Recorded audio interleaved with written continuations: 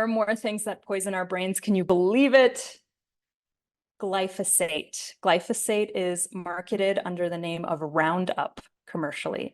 And any person in America can go into Home Depot or garden supply store and buy Roundup and spray their yard with it.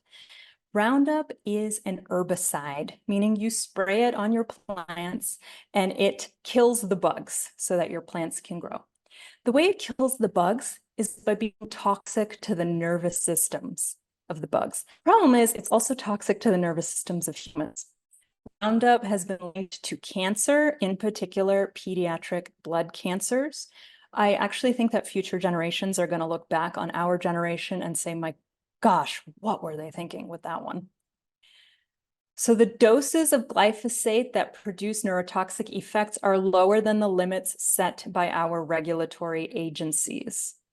It is unequivocal that exposure to glyphosate produces important alterations in the structure and function of the nervous system of humans. Okay, but I don't eat glyphosate. You do. Glyphosate is also sprayed on wheat right before harvest to encourage ripening of the wheat. And so therefore, the wheat products in the United States and in North America in general have very high residues of glyphosate on them. We don't see high residues of glyphosate in the wheat in Europe, but we see high residues of glyphosate on the wheat in North America.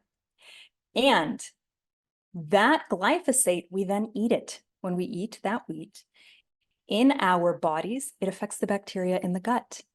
The good bacteria, the health supporting bacteria, get killed off by the glyphosate. Now, the harmful bacteria are more likely to not get killed by the glyphosate. And that harmful bacteria gets to wreak havoc in our bodies, even if we don't have digestive symptoms, and then irritates the vagus nerve, which then irritates the brain. If you want to learn more about that, check out my talk on polyvagal theory. And then my forthcoming talk, we'll talk more about the gut-brain connection. I'll break that one down even more. And so what we've seen happen in recent years in North America is that we have more cases now of celiac disease and non-celiac gluten sensitivity. And no, it's not just because it's a fad. It's not just because we're getting better at screening for it. It's because we legitimately have more cases of it.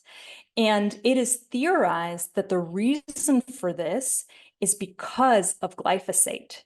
It's not the gluten protein, it's what we have done to it. So this is why it's really important. I'm going to keep coming back to the bread. If you're buying commercial store-bought bread, if you only change one thing after you hear this talk, please change that choice and buy fresh bread from a local bakery that was made there, from organic wheat that was not sprayed with glyphosate.